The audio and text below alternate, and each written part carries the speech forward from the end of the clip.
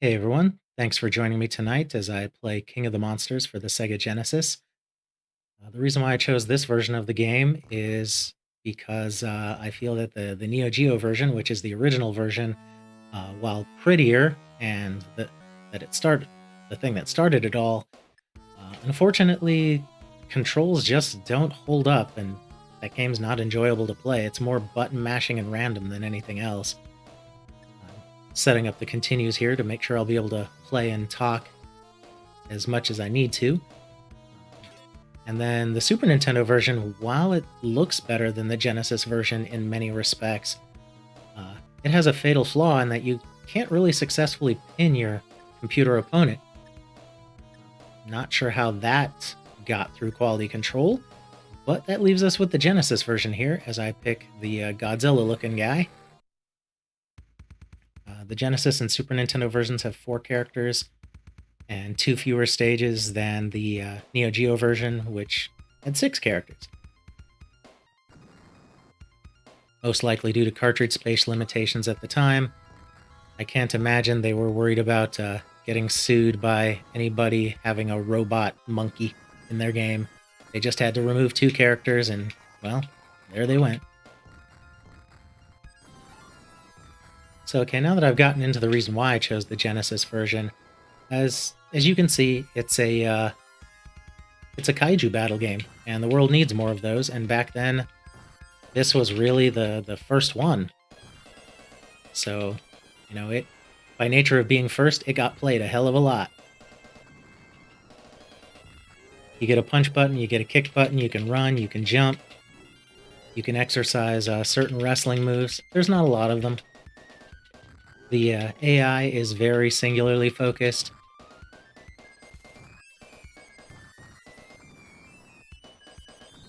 But the general schema here is to beat down your opponent, pin him for the 1, 2, 3, and move on to the next one.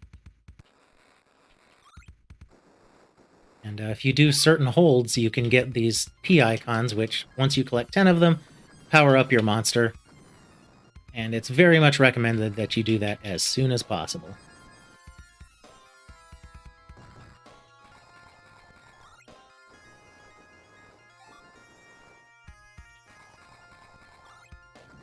Usually I like to get the computer in a loop that allows me to get those P icons as quick as I can, because it doesn't get any easier from here.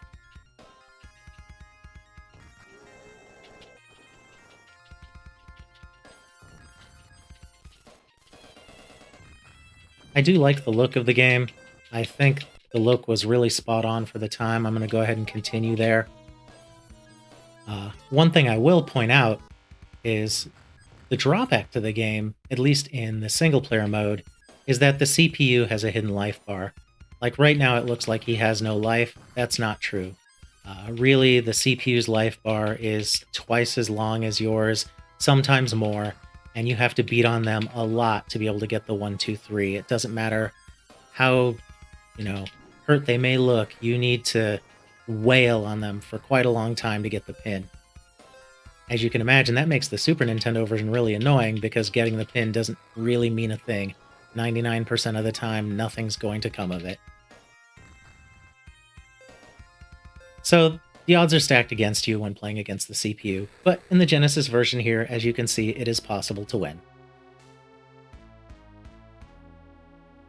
It's also possible in the arcade version. I just feel the controls in the Genesis and Super Nintendo versions of the game are a little more responsive, and the gameplay in the Genesis version is a little faster, which doesn't hurt.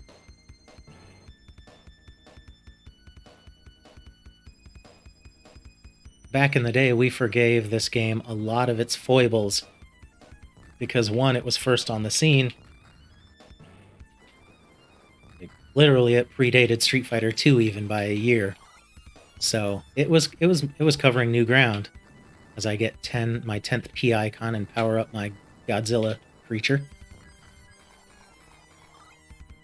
But we also forgave it because we were mostly playing against other people, so we didn't have to worry about the CPU AI reading our moves. We didn't have to worry about the life bar being twice as long as it really looked. None of that, because we were playing against one another. And that's the reason why I chose to cover this game is when I asked my Facebook friends, what Super Nintendo and Genesis games do you remember when you were young? And somebody mentioned King of the Monsters, and I was like, yeah, oh man, I can't believe I forgot about that. I used to own the Super Nintendo version of this, and I never realized about the CPU AI because I would always play against my friends. This came out for the Super Nintendo right around the same time as Street Fighter 2 came out. So we'd play that till we were bored, and then, we'd play some games of this to kind of cleanse our palates. And we never really noticed the problem with the CPU AI because we were playing against each other. Likewise, I used to enjoy playing this game against my family members who weren't gamers. Uh, my mom, I think I even managed to get my dad to play a game or two of this. I mean, it's giant monsters fighting each other. Who isn't at least a little curious? But as I've played the game off and on here for the last couple days and getting familiar with its different ports, I realize the game it hasn't aged well. Really, it was obsolete shortly after it came out. Better fighting games came along, better wrestling games came along. It took a while for a better kaiju battle game to come along, but even that happened. I would suggest if you're interested in fighting games, well, SNK. If you're interested in NeoGeo fighting games, you can look at the whole lineup on the Switch, pick up anything that's Samurai Showdown or Fatal Fury, and you'll be much better off. Street Fighter, of course. In terms of wrestling games, goodness, I mean, how far back do you want to go? There are a ton of better wrestling games. When it comes to kaiju battle games, oddly enough, there aren't a lot. And I feel that's an oversight of the gaming industry. I just don't get it because giant monsters battling it out against each other, it makes so much sense. Who wouldn't love that? I honestly can't believe that the Pacific Rim game that they came out with a couple years ago wasn't just a straight, game like this. But hey, what do I know? I'm not a game designer. That said, if kaiju battle is your thing and you want to have fun, I would suggest picking up Godzilla Destroy All Monsters Melee for the GameCube, or the Xbox, or the PS2. They made a few sequels of it, but that's the be-all and end-all of kaiju battle franchises right there. Nobody since has done any better. I'm going to go ahead and continue one more time.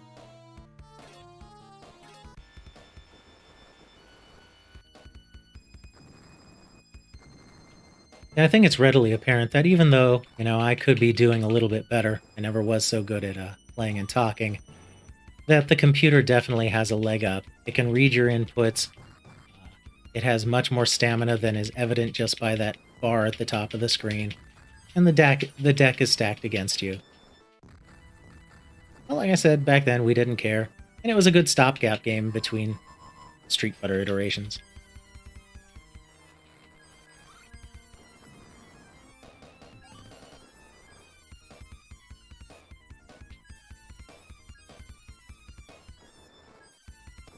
One thing I do find interesting is how similar the Super Nintendo and Genesis versions are graphically and in terms of audio. Uh, I kind of I kind of expected that there might be some similarities, but really the Super Nintendo and Genesis versions, it's just color depth that's the main difference. Uh, the Genesis version does have slightly more fluid animation, and some of the projectile effects are a better match the arcade. But I mean that's minor. And with regards to the music and sound effects, uh, they're so close it hurts. I'm just kind of surprised because the Genesis version came out about 6 months later than the Super Nintendo version, and since the Genesis version doesn't have the same color depth as the Super Nintendo version, you'd think that with less space taken up by graphics, you have more space for audio, extra characters, something. No. But hey, at least you can pin somebody on the Genesis version of the game, and that goes a long way. Because who wants to play a game they know they can't win?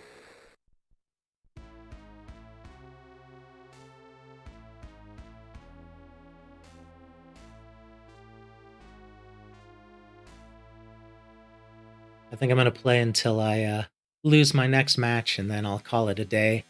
I don't really enjoy this game anymore. I have nostalgia for it, for what it meant back in the day, but not anymore. Coming up, I have a few games in the pipeline for both the Super Nintendo Genesis and the NES. I really want to move on to the NES. I've got Joe and Mac in the pipeline for the Super Nintendo, but I got to move on to the NES. I got to do River City Ransom. I got to do Castlevania. I gotta get some backlog going. I gotta do Crisis Force, the shoot 'em up game I talked about in my Space Megaforce video. And yes, I still have to cover Streets of Rage 2, or Streets of Rage 1 and 2, or however I choose to cover them for the Genesis. So with that said, I'm gonna end this video for King of the Monsters. It's a relic of its time. I don't suggest playing it. Uh, Play Godzilla Destroy All Monsters Melee. You'll enjoy your life a lot better. And with that, I'm out of here. See ya!